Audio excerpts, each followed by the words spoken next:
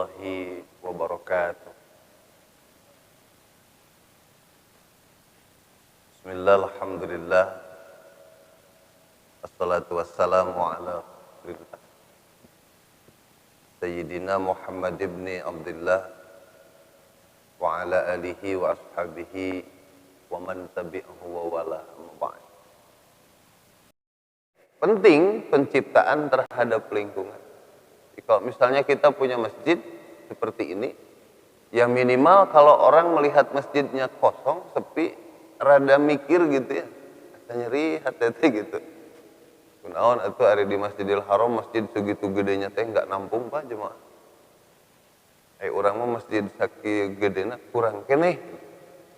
Padahal sanes teh aya jalmi ngan perhatiannya we meureun rada beda. Makanya kadang-kadang saya suka ingetin ustaz-ustaz, kalau nerangin fadilah amal teh jangan terlalu berlebihan melupakan yang dekat.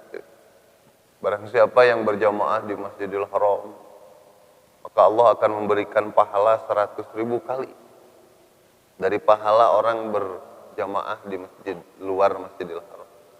Akhirnya teh ka masjid sorangan mah teu pati semangat teh dalilna 100.000 kali itu Pak.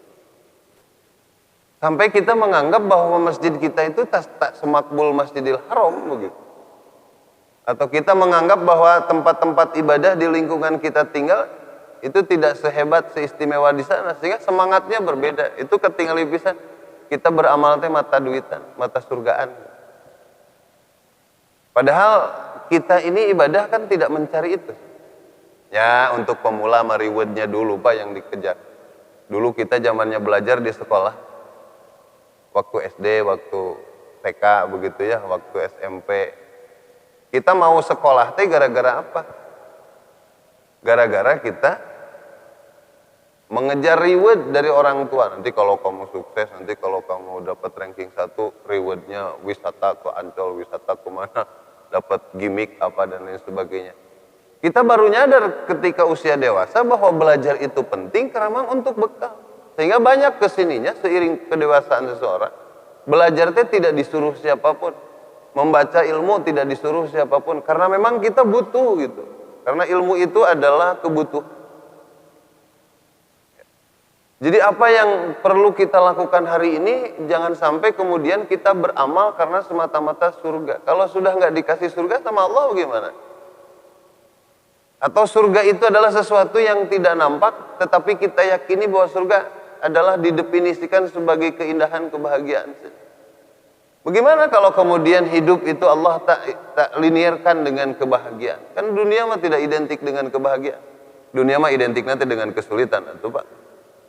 Bahkan para ulama juga mengingatkan, al jannatu huffat bil makari, an-naru huffat bisyahawat. Itu sudah sifatnya. Sementara kita mencari ketenangan, kesenangan, kebahagiaan di dunia, pasti keliru Pak. Karena dunia mah bukan tempatnya bersenang-senang dan mencari kesenangan. Kalaupun ada, sifatnya sementara saja. Surga itu Allah udah kasih ke kita. Jalannya memang berliku, jalannya memang berlumpur, jalannya memang berdarah, jalannya memang Masya Allah hampir-hampir menyakitkan. Walaupun nampaknya menyulitkan, menyakitkan, mengkhawatirkan, itu belum tentu di pandangan orang-orang pelakunya. Coba jalan-jalan ke Palestina Pak, tanya orang-orang sana. Kita makan kalau ngelihat di sini ya, orang Palestina dibantai sampai meninggal berdarah-darah. Di dunia menangis semua, marah dan lain sebagainya. Tanya orang sana. Apa mereka merasa itu adalah ancaman? Apa mereka merasa itu adalah derita? Betul itu adalah penindasan dan penderitaan. Tapi bagi orang-orang yang senantiasa akidahnya sudah kuat, justru terbunuhnya itu adalah kehormatan. Kita mah di sini nggak ada tantangan itu Pak, tantangan kita mah paling tunduk ya. Hadir di masjid kayak begini, kita tantangannya males, tantangannya merasa tidak terlalu lebih penting dari apa yang sudah kita tahu. Tidak merasa lebih penting untuk ikut sama-sama ngumpul dari apa pertemanan yang kita punya hari ini. Sehingga ke masjidnya tidak menjadi lebih prioritas satu. Padahal kita tahu saudara-saudara kita di Palestina misalnya, untuk sholat seperti ini, Masya Allah. Yang hebat adalah ketika di ujung dahinya adalah moncong senjata, tetapi di dalam hatinya adalah kekhusyukan kepada Allah. Berbeda dengan kita, di kita mah ujungnya adalah sajadah, tapi di hati kita adalah na'udzubillah. Kita harus sering beristighfar dan meminta perlindungan kepada Allah. Di dalam hati kita adalah kegalauan urusan kita. Orang mah kurang kumaha tuh Pak. Karpet naogenan empuk begini, tapi kunaon kita hati hayang khusus sholat hese Pak. Kita mah masjidnya ge suasananya ge tenang, tapi kenapa kehusyuan teh menjadi sesuatu yang agak mah. Tantangan ibadah Ramadan kemarin tidak lebih berat daripada kita hidup di negara sekuler Pak.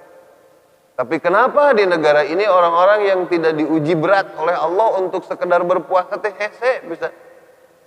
Masih banyak orang-orang yang nantang di siang hari sengaja berbuka begitu. Di siang hari sengaja makan minum. Di siang hari menampilkan keingkarannya kepada Allah di bulan Ramadan. Padahal tantangan di negeri ini, di Indonesia itu adalah diri sendiri. Oleh karena ini yang perlu kita sadarkan. Kalau kemarin ibadah Ramadan kemudian semangat orang beribadah mah tepati istimewa sehingga nantinya ada usum. Ini justru yang perlu kita kembangkan dan memang perlu diperjuangkan adalah 11 bulan setelah Ramadan. Belum lagi kan tantangan-tantangan zaman hari ini kan aneh-aneh Pak. Makanya jangan kendorkan semangat ibadah kan gitu.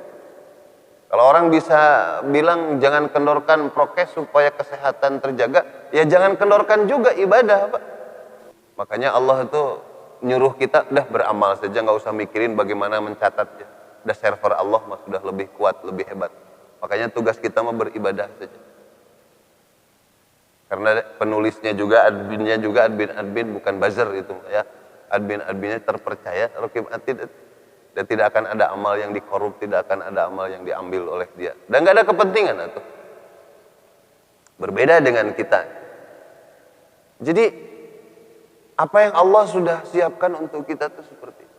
Nah makanya Ramadan yang hadir setiap tahun itu sebetulnya pengulangan kepada kita bagaimana mengoptimalkan pikir dan pola pikir kita supaya nilai-nilai ibadah. Kenapa di bulan Ramadan sampai Allah lipat gandakan tanpa batas?